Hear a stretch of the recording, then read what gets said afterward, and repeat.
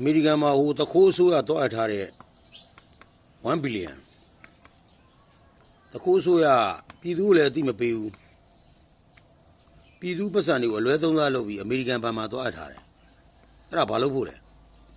အခုတိုင်းပြည်အတွက်ရေးကြုံနေပြီမြန်မာနိုင်ငံမှာအခုငလင်ကြောင့်ထိခိုက်ပျက်စီးမှုတွေရမ်းများပြီဒါကြောင့်ဒီပတ်စံတွေကိုနိုင်ငံတော်အစိုးရအနေနဲ့ American အစိုးရရှိရမလို့ပြန်တောင်းတင်တယ်ဒါပြည်သူပတ်စံပြည်သူတွေအသုံးချတင်တယ်အမေရိကန်အစိုးရအနေနဲ့လည်းပြည်သူတွေအသုံးချဖို့အတွက်ပြန်လည်ပေးရတဲ့လို့ကျွန်တော်ယူဆတယ်။ညီငွေကိုပေးရတဲ့နေရာမှာလည်းပြည်သူတွေအခက်အခဲဖြစ်နေတဲ့ပြည်သူတွေကိုအမှန်တကယ်ကူညီဖို့အစိုးရအနေနဲ့ကြက်မှတ်ဆောင်ရွက်တဲ့လို့ကျွန်တော်ထင်တယ်။ဒေါ်လာတွေကိုရွှေ့ဒီရွှေ့မကောင်းတဲ့စောက်ကျင့်တွေကိုဖျောက်ပြီးတော့ပြည်သူအတွက်ပြည်သူပတ်စံကိုပြည်သူအတွက်အသုံးချတဲ့လို့ကျွန်တော်ယူဆတယ်။ဒါကြောင့်အစိုးရအနေနဲ့အမေရိကန်မှာအပ်ထားတဲ့တခိုးဆိုရအပ်ထားတဲ့ဒေါ်လာ1 billion ကို